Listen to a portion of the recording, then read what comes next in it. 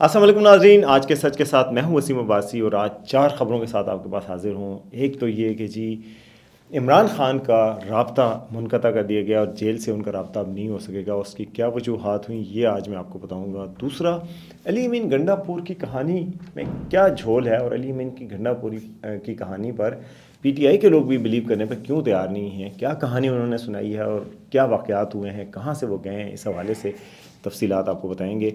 उसके अलावा जी पाकिस्तान के लिए खुशखबरियों का मौसम है और बड़ी खुशखबरी आने वाली है इस हफ़्ते, वो उसके हवाले से आपको बताऊंगा कि सऊदी अरब से एक बड़ी खुशखबरी आने वाली है, हर पाकिस्तान में कौन आएगा और क्या होने जा रहा है। उसके अलावा जो अगले आने वाले 2 हफ्ते हैं उसमें क्या बड़ी बड़ी पेशरफ्त पाकिस्तान के लिए हो सकती हैं और उससे पाकिस्तान के दुश्मनों की नींदें क्यों हराम हैं और क्यों पाकिस्तान में धमाके हो रहे हैं, जैसे कि चाइनीज़ धमाका हुआ है, और उस हवाले से भी बात होगी। और एक ख़बर ये भी है कि खैबर पख्तूनख्वा हाउस को सील कर दिया गया है। खैबर पख्तूनख्वा हाउस क्या है, इस हवाले से भी बात करेंगे और उसके सील करने का क्या मकासद हो सकते हैं ये भी बताएंगे। तो सबसे पहले जी चैनल को लाइक करना और सब्सक्राइब करना एक बहुत ही अच्छा इक़दाम होता है जो आपके पार्ट पे हमारे लिए अच्छा होता है। अच्छा जी, ख़बर की तरफ आते हैं और सबसे पहले तो ये कि जी अली अमीन गन्नापुर रात जब आए पार्लियामेंट में यानी कि पी असम्बली में, तो सबको हैरान कर दिया और अपनी पार्टी को सबसे ज़्यादा हैरान किया, जिस पार्टी ने पूरा दिन ये कैंपेन चलाई कि अली अमीन गन्नापुर इज़ मिसिंग।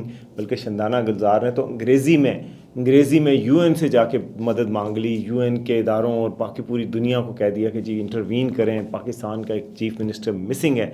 लेकिन जब अली अमीन गंडापुर आए और उन्होंने अपनी कहानी सुनाई असम्बली में कि जी मैं पूरी रात के पी हाउस में रहा, मैं अब आया हूँ, मैं ये करूँगा, तो लोग हैरान और परेशान हो गए। उससे पीटीआई का जो बयानिया है वो बिल्कुल ही दबरदूस हो गया। जो ये बयानिया बनाया जा रहा था कि जी ये बड़ी ज़्यादती हो रही है और ये किया जा रहा है, उससे साबित क्या हो गया कि अली अमीन गंडापुर अपनी मर्ज़ी से निकले थे, अपना काफ़िला छोड़ कर के पी हाउस गए और वहाँ से खुद चले गए, जो कि उनके अपने बयानात के मुताबिक। तो गोया अपने काफ़िले को छोड़ गए। लोग तो शेर पूछ पूछ के कह रहे हैं कि तू इधर उधर की ना बात कर, ये बता कि काफ़िला क्यों लुटा।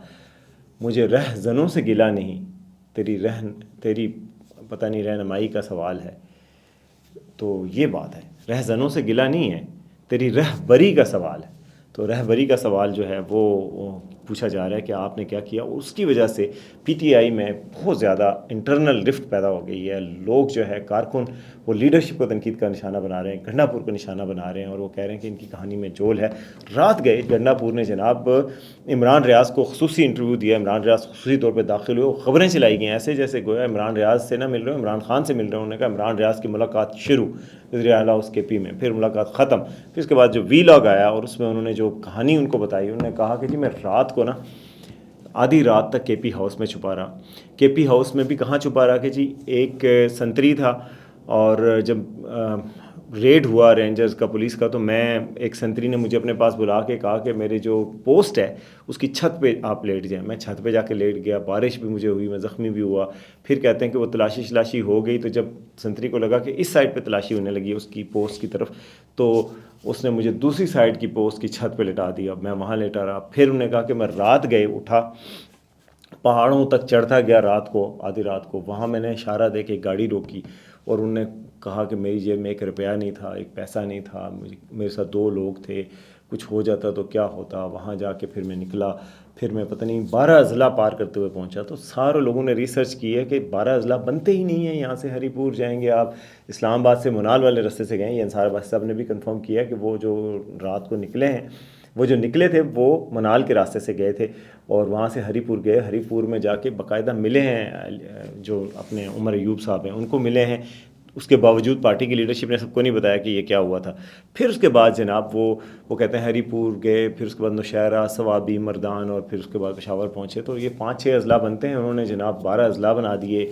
अच्छा, कहानी में झोल ही झोल हैं। आप के पी हाउस में अगर आप इस तरह कसम पुरसी में थे तो बड़े आराम से बैरिस्टर गौर अंदर गए, मुलाकात की, वापस आए, उनको किसी ने कुछ नहीं कहा। वहाँ पर इतनी तोड़ फोड़ दिखाई गई के पी हाउस में, बाद में क्या हुआ, ये सब इतनी गुंझलक कहानी है कि कोई बंदा उन पर यकीन करने को तैयार नहीं है।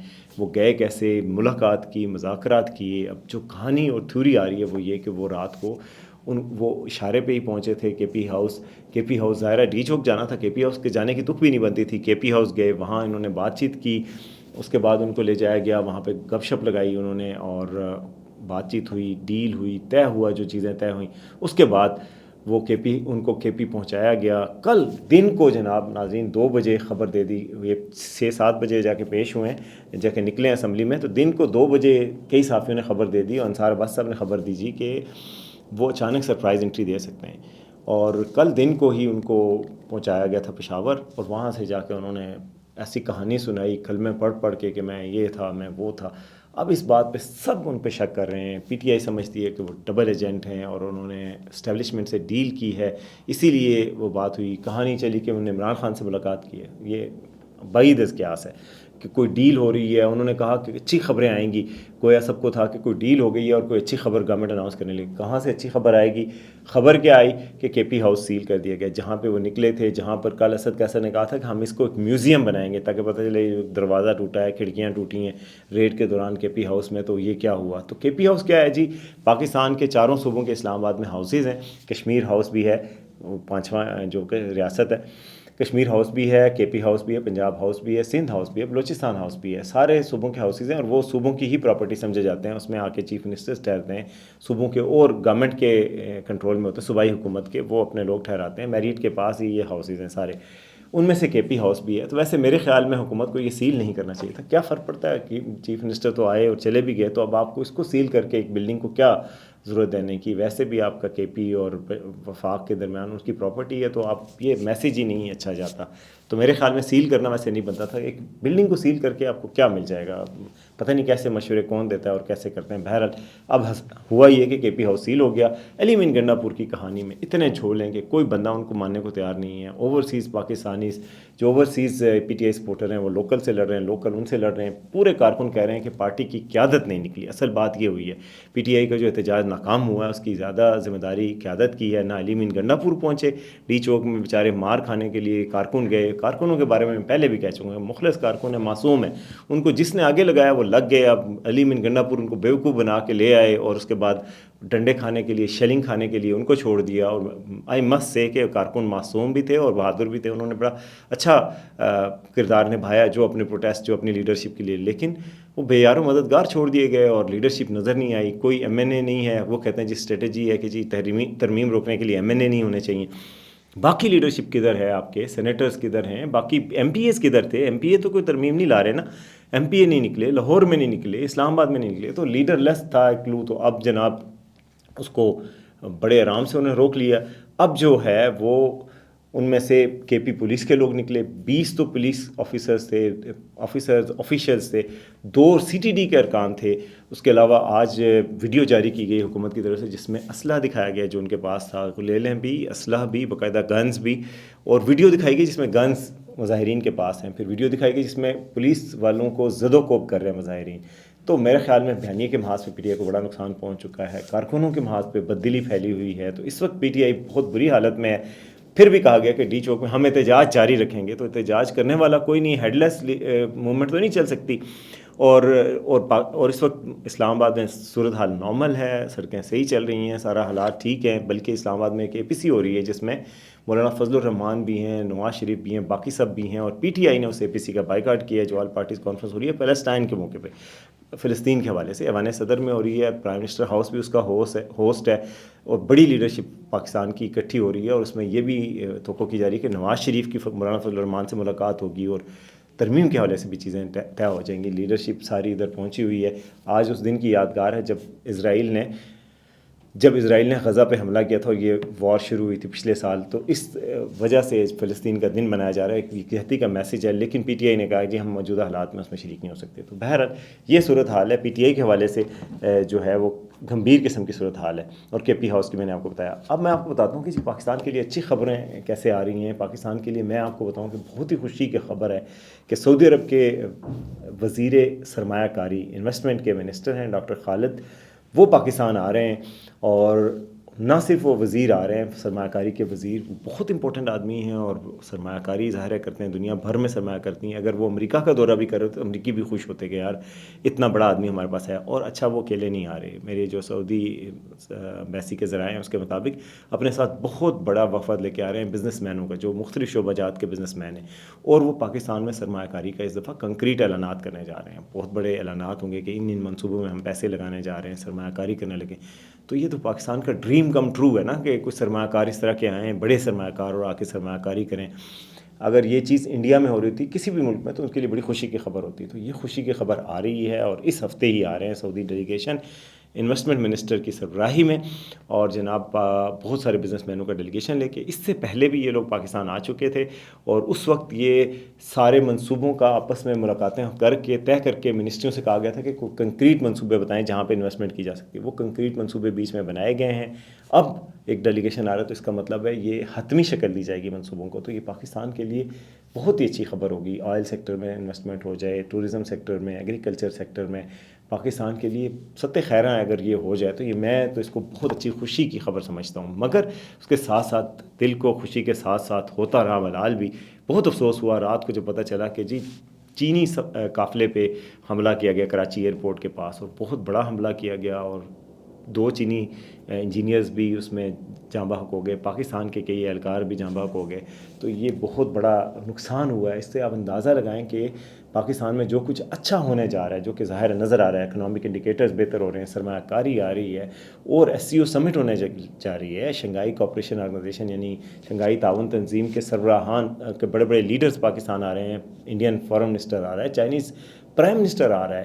یہ اگلے 2 ہفتوں میں پاکستان میں ہونے جا رہا ہے. یہ سارا کچھ جب اچھا ہونے لگا ہے تو دشمنوں کو کہاں قبول ہے. انڈیا کا ایک اکاؤنٹ ہے جو کہ را آپریٹ کرتی ہے، اس نے کل 8 بجے کہا کہ پاکستان سے کوئی اچھی بڑی خبر آنے والی ہے. جناب وہ اکاؤنٹ جب بھی خبر دیتا ہے تو پاکستان میں کوئی نہ کوئی چیز ہوتی ہے. تو یہ ٹوٹلی انڈین سپانسرڈ ہے. BLA کے مجید برگیڈ نے ذمہ داری قبول کی اور جناب یہ چینی سفارتکاروں کو کیا گیا. تو چین آپ کو پتہ بڑا سینسٹیو ہے اس دوستی اور اپنے باشندوں کے حوالے سے. پہلے جب داسو ڈیم پہ حملہ ہوا تھا اور باقی تو انہوں نے بڑا سخت نوٹس لیا. پاکستان نے اس کے لیے اسپیشل بریگیڈ بنائے ہوئے ہیں آرمی کے جو کہ اس کی پروٹیکشن کریں، سسٹم بھی کیے گئے ہیں. لیکن ظاہر ہے دہشت گردی اور کراچی میں خاص طور پہ را جو ہے اس کو کافی کامیابی ملی ہے. پہلے بھی بڑے حملے کر چکے ہیں، وہاں پر انہوں نے یہ اٹیک کیا ہے. 1990s میں بھی انہوں نے امریکن ڈپلومیٹس کراچی میں مارے گئے تھے فائرنگ سے. تو یہ ڈپلومیٹس کو ٹارگٹ کرنا اور چائنیز وفد کو ٹارگٹ کرنا یہ پاکستان کے لیے بڑی افسوسناک بات ہے، جو اور اچھی خبر نہیں ہے. جبکہ یہ سال پاکستان کے لیے انٹرنیشنل محاذ پہ بڑی اچھی خبروں کا سال ہے. چیمپئنز ٹرافی پاکستان میں ہونے لگی ہے جس میں پوری دنیا کی کرکٹ ٹیمیں آئیں گی. یہ پاکستان کے لیے کتنی خوشخبری ہے. SCO سمٹ پاکستان میں 14-15 کو ہو رہی ہے اس دوران، اور یہ سعودی ڈیلیگیشن آ رہا ہے. ساری اچھی خبروں کے دوران اگر یہ خبر بری آئے تو افسوس ہوتا ہے. تو مجھے یہ ہے کہ پاکستان کی لیڈرشپ کو اس وقت، ساری سیاسی لیڈرشپ کو ایک پیج پہ جمع ہو کے پاکستان کے لیے متحد ہو کے کم از کم یہ 2 ہفتے اچھے گزروانے چاہیے. اس میں کوشش کرنی چاہیے کہ تناؤ نہ بڑھے، اندرونی محاذ پہ سرمایہ کاری آ جائے، کانفرنس ہو جائے اور پاکستان کا نیک نامی بھی ہو جائے. اگر SCO سمٹ ہوتی ہے تو آپ کو پتہ ہے دنیا بھر میں یہ میسج آئے گا پاکستان ایک نارمل کنٹری ہے، بڑی بڑی کانفرنسز ہو رہی ہیں، پھر سرمایہ کاری آئے گی، پھر ایک چائنیز بھی نہیں آئے گی، رشین بھی آئے گی، سینٹرل ایشین اسٹیٹس بھی آ رہی ہیں، انڈیا آ کے دیکھے گا. تو اس حالات میں میرا خیال ہے اندرونی انرس نہیں ہونا چاہیے. اندرونی انرس نہ صرف PTM کی طرف سے ہے، PTI کی طرف سے ہے، اور باقی دہشت گردی تو ہو رہی ہے. تو ان ساری چیزوں کو اس وقت کنٹرول کرنے کی ضرورت ہے اور اس میں سیاسی اتفاق رائے بہت ضروری ہے. میرے خیال میں اگر ترمیم نہیں بھی ہوتی تو یار اس دفعہ ان دنوں میں ترمیم کا بھی کام روک دیں. 15 تاریخ تک سارا کچھ روک کے SCO کو کامیاب کریں، سعودی وزٹ کو کامیاب کریں، انویسٹمنٹ کے وزٹ کو کامیاب کریں اور پاکستان کے لیے اچھی خبریں آنے دیں. اس کے بعد اندر کے جھگڑے نپٹا لیں. ہم سب ایک ہیں، سارے کارکن، ساری جماعتوں کے جو مخلص لوگ ہیں وہ سارے پاکستانی ہیں. ہمیں ایک ہو کے سوچنا پڑے گا، اس ملک کے مفاد کے لیے سوچنا پڑے گا. اگر ملک ترقی کرے گا ایک عام آدمی کی زندگی خوشگوار ہو جائے گی، ہر عام بندے کی زندگی خوشگوار ہوگی، جابس کے اپرچونیٹی زیادہ آئیں گی، سرمایہ کاری کے ساتھ ساتھ یہاں پہ نوکریاں کھلیں گی، لوگوں کی تعلیم کے موقع بڑھیں گے، روزگار کے موقع بڑھیں گے، صحت کے موقع بہتر ہوں گے، انفراسٹرکچر بہتر ہوگا، ہر چیز بہتر ہوگی. تو یہ ہر چیز بہتر ہو جائے تو سب کو فائدہ ہے نا. یہ چیزوں پہ سیاست نہیں ہونی چاہیے. یعنی انٹرنیشنل سرمایہ کاری پہ سیاست نہیں ہونی چاہیے، پاکستان کی ترقی پہ سیاست نہیں ہونی چاہیے، پاکستان کی خوشحالی پہ سیاست نہیں ہونی چاہیے. ساری چیزیں آپس کی لڑائیاں ہم بعد میں کر لیں گے، یہ چیزیں پہلے ہونی چاہیے. تو میرے خیال میں یہ ہونا چاہیے. دعا کرتا ہوں کہ اللہ تعالیٰ پاکستان کو سرخرو کر دے، یہ 2 ہفتے جو اگلے ہیں ان میں سرخرو کر دے، اور پاکستان کے لیے خوشحالی اور پاکستان کے عام لوگوں کی زندگی بہتر ہو جائے. میرے ساتھ ہاتھ اٹھا کے دعا کریں کہ اللہ تعالیٰ پاکستان کی جیت کر دے، پاکستان کے لوگوں کی جیت کر دے. بہت سفر کر چکے ہیں، بہت مہنگائی کے ہاتھوں، بہت مشکلات کے ہاتھوں.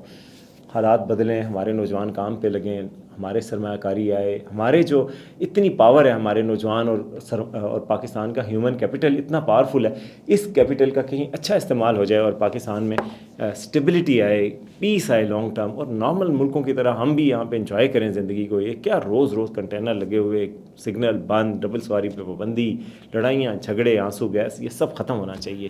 تو یہ دعا کے ساتھ ہی ختم کرتا ہوں. اللہ تعالیٰ آپ کو خوش و خرم رکھے. دیکھتے رہیے آج کا سچ.